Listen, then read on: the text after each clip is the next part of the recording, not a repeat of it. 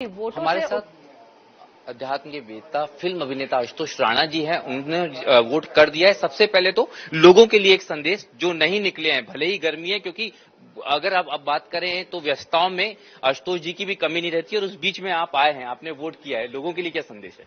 मैं सिर्फ यही कहूंगा कि हमारे भारत के लिए, क्योंकि विश्व की तमाम शासन व्यवस्थाओं में लोकतांत्रिक व्यवस्था जो होती है वो श्रेष्ठतम होती है।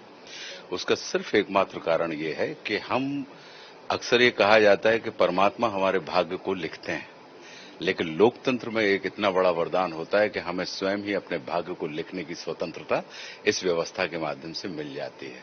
तो हम इसमें अपनी नीति, अपनी नियति, अपना प्रारब्ध, सारी की सारी चीजें स्वयं के हाथ से लिख सकते हैं। तो मेरा अपना ये मानना है कि जैसे स्वस्थ रहने के लिए भोजन करना आवश्यक होता है, स्वस्थ रहने के लिए सोना आवश्यक होता है, वैसे ही स्वस्थ, मस्त और व्यस्त रहने के लिए लोकतांत्रिक व्यवस्था में मतदान करना आवश्यक होता है।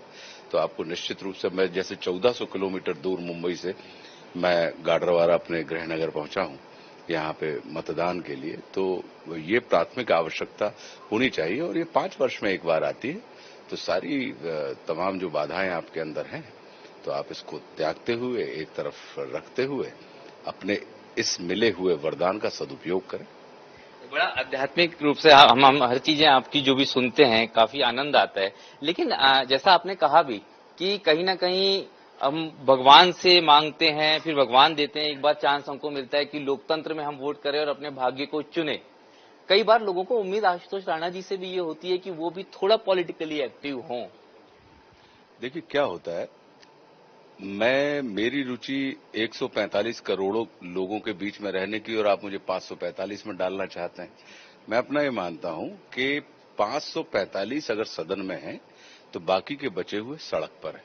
तो अगर सड़क पर भी कुछ आपको लोग चाहिए होते हैं, सड़क जगी रहेगी तो सदन जगी रहेंगी, और सदन जगी रही तो सड़क जगी रहेगी। तो ये तो एक दूसरे के साथ योगायोग का सिद्धांत होता है। तो आप यही मान के चलें कि चुनना कहीं ना कहीं अधिक जिम्मेदारी का कार्य होता है, और मतदाता होते हुए, नागरिक होते हुए आशुतोष राणा अपने उस कर्तव्य का निर्वाह करते हुए आनंदित है और संतुष्ट हूं।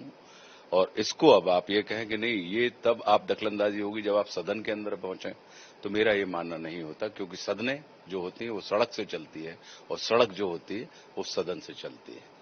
तो आप हमको 145 करोड़ में रहने दें, 545 में मत डालें। क्योंकि मैं भी नर्मदांचल से हूं, तो कभी कभी थोड़ा सा पर्सनल हो जाता हूं। लेकिन हम लोगों को भी तो लगता है, जिस तरह से हमने आपको रेडियो पे सुना बुंदेलास का इतिहास, तो हमको गर्व महसूस हुआ। वो जो लोकल कनेक्ट होता है, वो लोकल कनेक्ट भी आपको लगता है कि वो ऐसा बनते रहेगा, कंटिन्यूटी वो रहेगी? अब आप इतने वर्ष हो गए, और इतने वर्षों से अगर ये लोकल कनेक्ट बना हुआ है, तो इसका सीधा मतलब ये है कि लोकल कनेक्ट जो है वो हमारी अपनी सभ्यता भी है, हमारी संस्कृति भी, और हमारा संस्कार भी। तो स्थानीय रूप से विकास समग्र रूप से हो रहा है, या कहीं कुछ कमी महसूस होती है आपको? देखिए, अब हम अपने अंदर ही खुद अगर देख लें, तो हमें खुद पूरा का पूरा जो शरीर हमें मिला है, तो वो हमें लगता है कि नहीं, इसमें कुछ और विकास होना चाहिए। हमें कभी ये नहीं लगता कि नहीं, ये करेक्ट हो गई। अगर मान लीजिए कोई बॉडी बिल्डर है, वो अपने शरीर को बिल्कुल व्यस्त रखता है, तो उसको भी लगता है कि नहीं, ये वाली मसल तो हो गई, इसको थोड़ा सा और खिलाना चाहिए। तो विकास कोई मंजिल नहीं है, विकास प्रक्रिया है, एक सतत चलते रहने वाली प्रक्रिया है। समय, काल, स्थिति, परिस्थिति, मनस्थिति के हिसाब से इसमें निरंतर परिवर्तन होते रहते हैं। तो प्रक्रियाओं को हम डेस्टिनेशन ना माने, प्रक्रियाओं का हम आनंद लें कि हमारे हिस्से में जो समय आया। भाग्य क्या होता है? अपने भाग का समय ही भाग्य है, कि अपने हिस्से में आने वाले समय को आप भाग्य कहते हैं। तो क्या हम उसका उपयोग पूरी क्षमता के साथ, जो इस वक्त मौजूद है, क्या हम कर पा रहे हैं?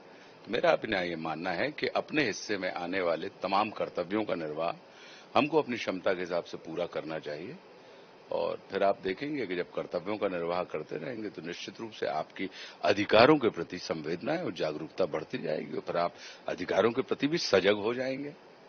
बिल्कुल। आखिरी में आखिरी 1 मिनट लूंगा। कई बार हम आपको सुनते हैं दुष्यंत जी की पंक्तियों के माध्यम से, कभी चौपाइयों के माध्यम से, कुछ जो आपके जहन में वोटिंग के लिए आ रहा हो, बस वो आखिरी। समय खड़ा है सामने, वो कह रहा है लौट कर, तू वोट कर, तू वोट कर, तू वोट कर। ये मूल मंत्र तंत्र का, ये मंत्र है लोकतंत्र का, ये देश हित का पर्व है। तू देश हित में वोट कर, तू वोट कर, तू वोट कर, तू वोट कर। दिशा बदल, दशा बदल, या फिर उसी दिशा में चल। दिशा बदल, दशा बदल, या फिर उसी दिशा में चल। तू वज्र है, तू वोट कर, तू वोट कर, तू वोट कर। तो मैं तो सिर्फ यही कह सकता हूं कि एक वोट का अधिकार हमारे पास है, तो हमें इस अधिकार का सदुपयोग निश्चित रूप से करना चाहिए।